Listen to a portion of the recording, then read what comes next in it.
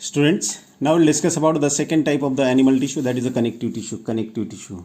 Name itself indicates that it helps in the connection of the two different cells, two different organs or two different systems. That is called the connective tissue. It is most widely spread tissue in the body. It binds or support. Function उसका क्या होगा? दो चीज़ों को bind करना, दो tissue को bind करना और उसके साथ में सपोर्ट देना या प्रोवाइड द स्ट्रेंथ, मैंने ताकत देना.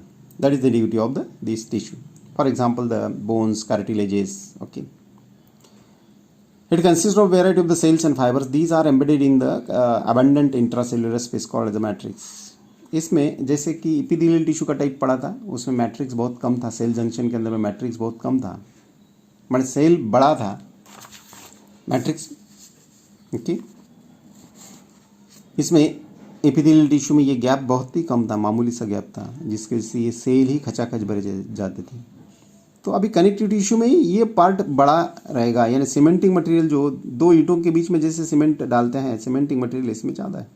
That is the difference between the epithelial tissue and the connective tissue.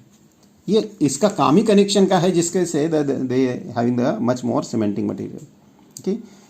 It is highly vascular except cartilage and it acts as a packaging material and also helps in the healing process. Okay, इसके अंदर में vessels होते हैं, मतलब blood का supply होता है. Okay, much more highly supplied by the blood vessels.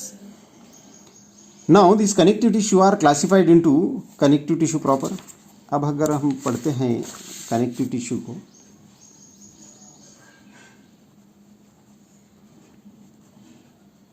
classification of connective tissue. Basically, the connective tissues are divided into three different groups. One is a connective tissue proper.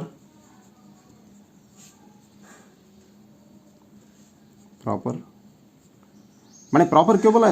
Actually properly ये connective tissue का type जो है वो जोड़ने का काम करता है. That's why it is a connective tissue proper. Second is a supportive connective tissue. Second is a supporting supportive connective tissue, CT. I am writing CT in short. And third one is the fluid connective tissue,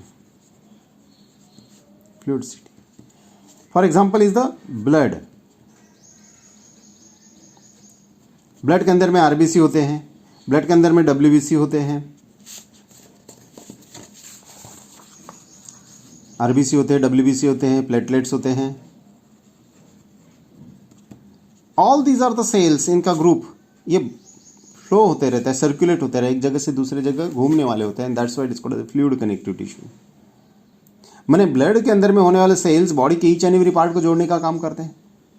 मैंने top to bottom उनका function अलग अलग है. जैसे कि RBC oxygen carry करता है, मैंने बॉडी के ईच एंड एवरी सेल को ऑक्सीजन ले जाना देना, that is the duty of the RBC. WBC fighting का काम करते हैं, प्लेटलेट्स ब्लड क्लॉटिंग का काम करते हैं. So these tissues are flowing in the body and that's why it is called the fluid connective tissue. ये टिश्यू के बारे में, ये सेल के बारे में हमें नेक्स्ट ईयर में अच्छे से पढ़ना है. That is in the process of the circulation. Okay. Second is the supportive. For example is the cartilage.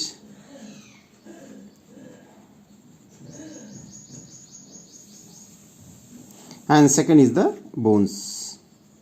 These are the supportive connective tissue. हमारे बॉडी के अंदर में cartilage, next to the bones there is the hard part of the body, that is nothing but cartilage. जैसे आप external ear आपका कान देखते हैं तो कान के अंदर में एक छोटे छोटे पीसेस ऑफ द बोन्स नज़र आते हैं. आप अगर फील करते होंगे, हाथ लगा कर देखिए कान को, तो आपको ऐसे लगेगा छोटी छोटी हड्डियाँ वहाँ पर डालियाँ.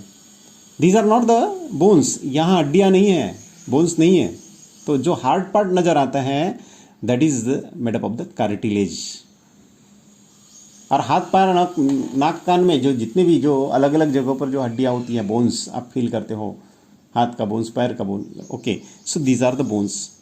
मैंने cartilages and bones gives the support to the body. And the first type is the connective tissue proper. In connective tissue proper having the two types again. One is called the areolar, AREOLAR, areolar connective tissue. And second is the adipose tissue, adiposity. Actually adipose connective tissue, these are not nothing but it is a fatty tissue, a fat depositing tissue. जब हमारे body के अंदर में जो चर्बी deposit होती है that is in the सीटी, दैट इज एडिपोज टिश्यू। जो फैट या ऑयली सब्सटेंसेस अगर हम ज़्यादा सेवन करते हैं या बॉडी के अंदर में बन जाते हैं, these are deposit in the adipose tissue. माने वो फैट को डिपॉजिट करने वाले tissue that is the adipose tissue. These are the connective tissue proper, okay, जिसकी वजह से चर्बी और मोटापा बढ़ जाता है। और दूसरा है एरोलर या सीटी, और it is called the loose connective tissue.